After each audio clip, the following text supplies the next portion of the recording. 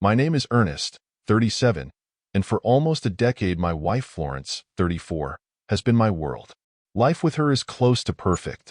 Being a police officer can be grueling, long hours, difficult situations, and little free time. But Florence has always been my refuge.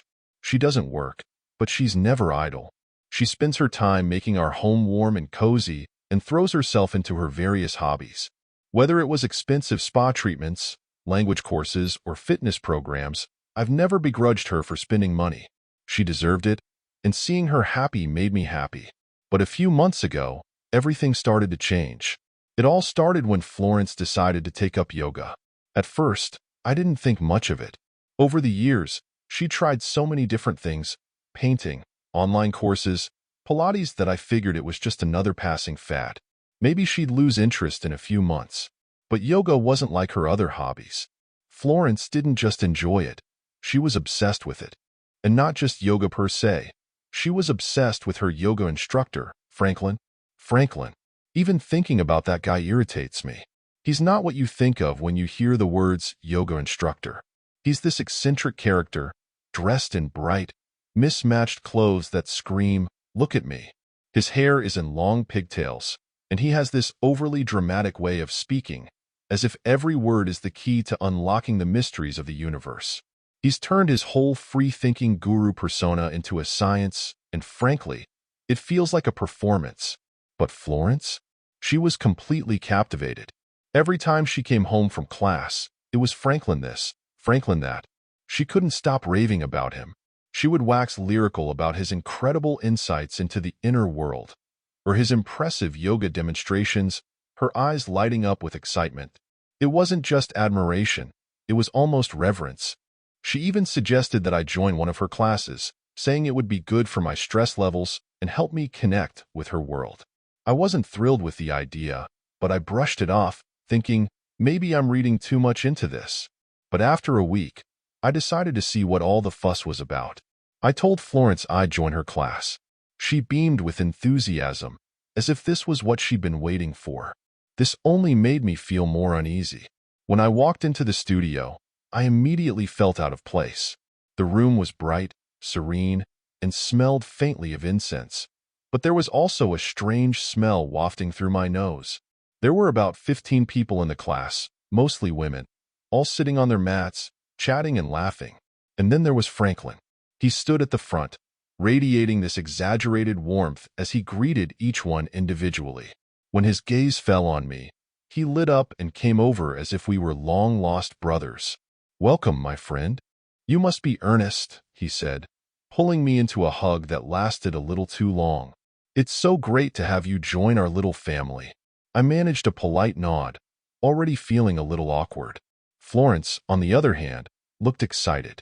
I noticed her beaming at him, her cheeks flushing slightly as she introduced me. Franklin clapped me on the shoulder, his bright, unconventional energy filling the space. "You're in for a transformative experience," he said. I wasn't so sure. The class itself was challenging, I'll admit. I'd always prided myself on being in decent shape, but yoga is no joke. Franklin floated through the poses with ease, his voice dripping with calm confidence as he directed everyone. "Feel the energy of the universe flowing through you," he'd say.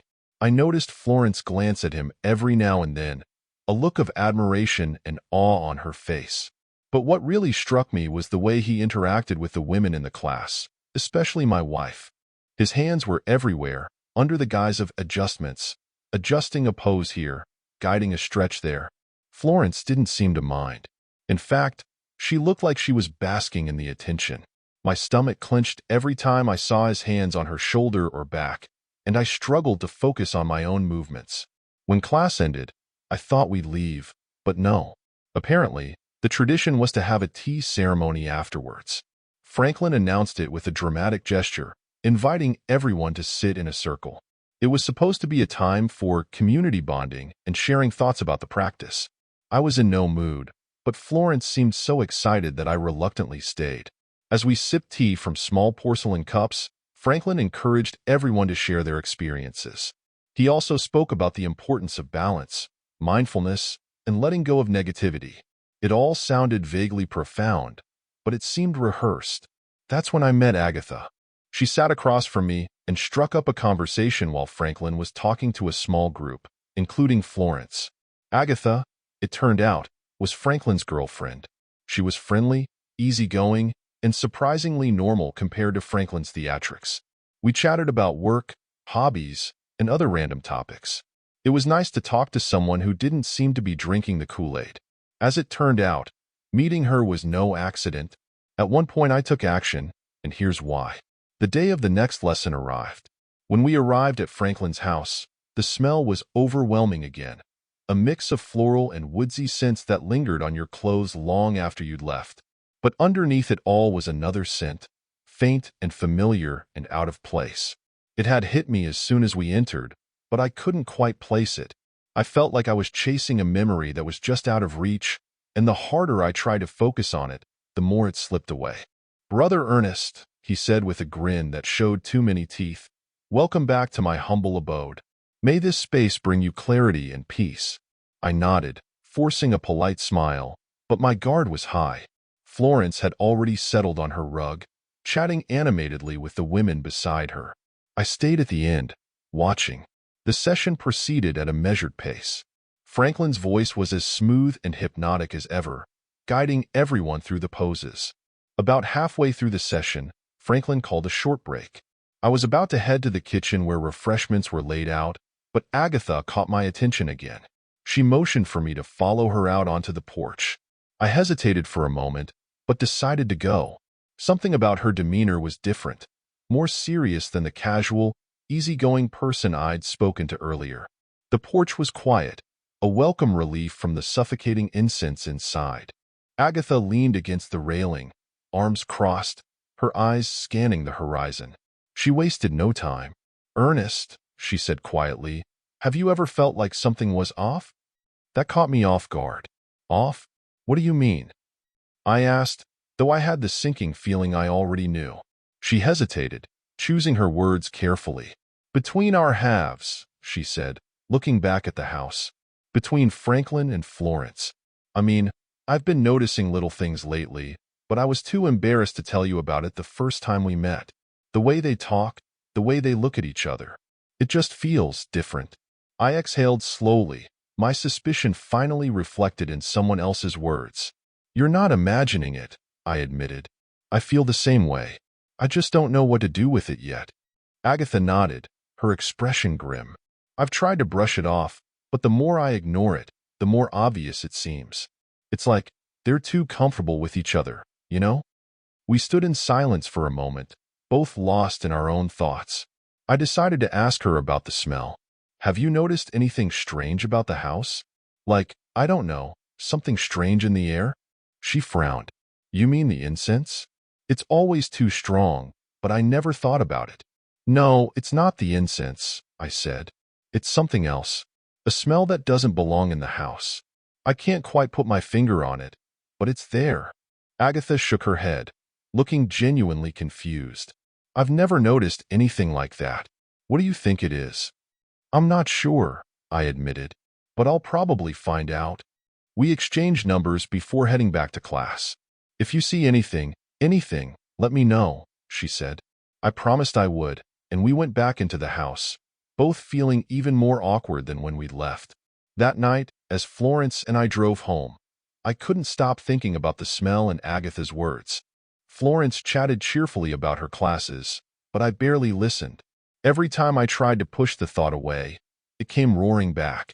The next day at work, I told my coworker Floyd about it. Floyd is one of those guys you can trust with anything. Brash, reserved, and always willing to help.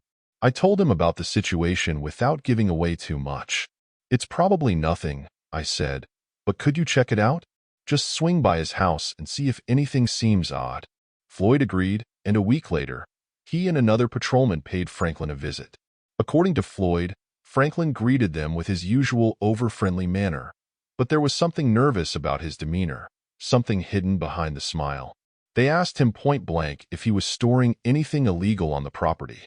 He laughed it off, claiming he was just a simple yoga instructor with nothing to hide. But as they walked through the house, Floyd began to notice little things. The place was immaculate, too immaculate. Incense was burning again, drowning out any other odors. As they searched, one of the patrolmen noticed scratches on the floor beneath a heavy cabinet.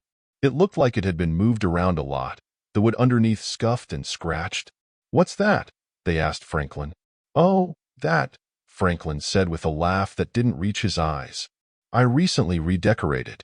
I was rearranging the furniture to see what would fit best." It sounded plausible, but the nervousness with which he said it raised more questions than it answered. Floyd and his partner were about to move a cabinet when a hiss came over the radio, an urgent matter they needed to attend to immediately. They left the house without pressing, but Floyd couldn't shake the feeling that there was more to the story. When Floyd told me about the visit, my stomach sank. Something was definitely wrong in this house. I spent several days unsure of what to do next, hesitant to tell Agatha about the team I had sent to Franklin's house. But as it turned out, the truth had a way of coming out when you least expect it. Earlier that evening, I had told Florence that I would be staying at the station to finish some paperwork. It was an excuse I had used before, but this time it was no lie. A mountain of forms demanded my attention, and Floyd had offered to help. Together we managed to get it done faster than I expected, leaving me with a rare evening free. It was late, around 11 p.m., when I headed home, hoping Florence would still be awake. When I walked through the door, something was off. The house was quiet, unnaturally quiet, and the bedroom light, usually on when she was expecting me, was off. I called her name, but no one answered. Her usual yoga gear, which she always left draped over a chair in our bedroom, was gone. I tried calling her, but no one picked up. Then my gaze fell on her laptop, open on the kitchen table. I don't know what compelled me to go over to it. Maybe it was intuition, or maybe it was the gnawing feeling in my chest that something was very, very wrong. Here's the thing. Florence's MacBook was synced to her iPhone. It was something I'd set up for her years ago when she first got the devices, a small convenience she'd never paid much attention to, but I remembered. I also knew her password. With trembling hands, I opened the Find My app and waited for it to load her phone's location. There it was, clear as day, Franklin's house. I grabbed my keys and headed for the door. The drive to Franklin's house was a blur. My hands were clenched around the steering wheel, my jaw clenched so hard it hurt. When I arrived, the house was dark except for the dim light of the streetlights behind me. I walked up to the front door and knocked, the sound echoing in the quiet night. There was no answer. I knocked again, harder this time, and when silence fell, I tried the handle. Locked. Anger washed over me. I could no longer think clearly. I rushed to the backyard, finding the sliding door slightly ajar. I stepped inside, my heart pounding in my chest. The smell hit me first, the same strange, pungent odor I'd smelled during Franklin's classes, only stronger now. And then I saw them. Florence and Franklin were in the yoga mat in a way that left no room for doubt. They didn't see me at first, too lost in their euphoria to notice anything else. It wasn't just the betrayal that froze me, it was their gaze. Their eyes were glassy, their movements sluggish but erratic. On the coffee table next to them lay a small, smoldering pipe, its sickly sweet smoke curling into the air. They weren't just cheating, they were on something. The sound of my footsteps on the hard floor brought them out of their stupor. Florence turned first, her face a picture of shock and horror when she saw me. "Ernest," she muttered, grabbing a blanket to cover herself. Franklin jumped to his feet. "Hey man, this isn't," he began, but I wasn't interested in listening to whatever excuse he had prepared. I pulled out my badge, held it up and barked, "Face on the floor, both of you. Now." They hesitated, but the steel in my voice left no room for argument. Florence was crying, shaking, as she complied. Franklin, on the other hand, looked more annoyed than scared, but he followed suit, muttering under his breath. I called the dispatcher, asking for backup. They arrived within minutes, holding them both off while I stood there, my mind a chaotic whirlwind of emotions. The next day, I called Agatha. My voice was steady, but inside I was falling apart. "We need to talk," I told her. She invited me over to her place, and when I arrived, she greeted me with a mixture of apprehension and worry. We sat in her cozy living room, and I told her everything, what I'd seen, what had happened. As I spoke, tears streamed down her face, her hands shaking as she wiped them away. "I had no idea," she whispered, her voice breaking. "I knew something was wrong. But this? I didn't think he was capable of this." I reached out to comfort her, and she leaned toward me, resting her head on my shoulder. For a while, we just sat in silence, two people broken by the same betrayal. Eventually, she stood up and poured us both a drink, something strong to numb the pain. We talked for hours, letting the alcohol loosen the tight knots in our chests. She put on her favorite drama, but neither of us paid much attention. The room was dimly lit, the soft glow of the TV casting flickering shadows on the walls. At some point, she tilted her head toward me again, her hand resting lightly on my thigh. I didn't pull away. There was something comforting in her touch, a shared understanding of pain that couldn't be put into words.